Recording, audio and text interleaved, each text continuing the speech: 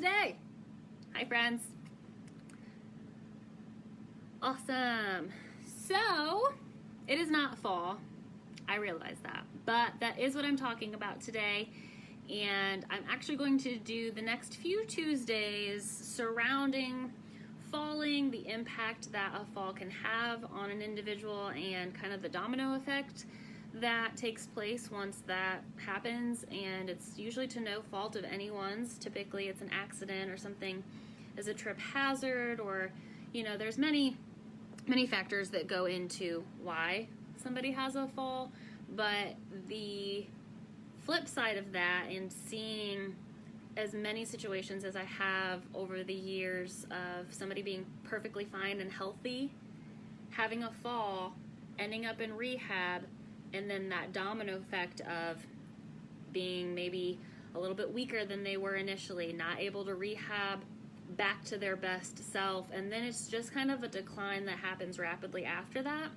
I realize that we can't prevent every single fall from happening, but there are 4 tips to make falling a little bit more graceful if you can keep them in mind when that's happening, which I realize is not always the case, so bear with me on that. But the first one is to stay bent or loose, so when you're falling, just to keep your body as relaxed as you can. The second, which I personally think should be number 1, is protect your head.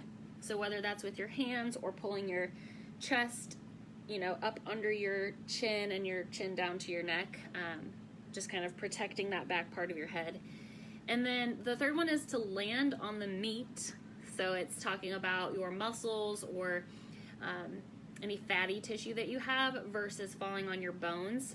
A broken bone, again, the kind of domino effect that happens as a result of that is much worse than a bruised muscle and can be rehabbed a lot easier. And then the fourth one is to keep falling, or to roll and not resist. It said to be smooth, don't panic, and stay loose, which I thought was kind of a funny little riddle for it. But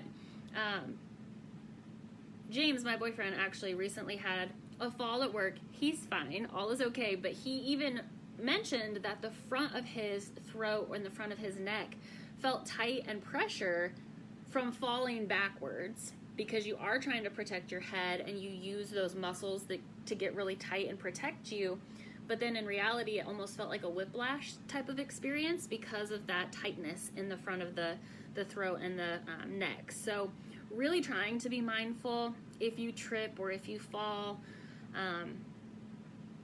I feel like I've seen it the most when older adults are reaching up for something and then something falls out from under them. So if things are placed up high, making sure that there is something sturdy that they're stepping on, or that the fall risks are removed. And we'll talk about that more next week. So I am just going to continue on with like a fall series as we head into fall. Excuse me. The other thing that I wanted to share is, for those of you that were not able to take advantage of the program that's starting today, I'm so excited. I'll have to hop off of here to jump on that call. But for those of you that missed it, there will be another opportunity to join the free webinar that will be on September 3rd at 6. And then the next workshop is going to be a smaller, not as deep of a dive as this program is, but a 2-day workshop boot camp.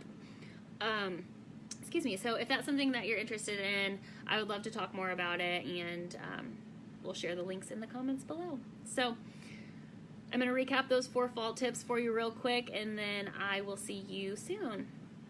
Number 1 is to stay bent or stay loose. Number 1, protect your head. Number 3 is to land on the meat to avoid your bones and focus on muscles. And then number 4 is to keep falling, to roll and not resist. So I hope that's helpful for you. Share it with anyone in your life that may be prone to falls or having balance issues. And I will see you next week.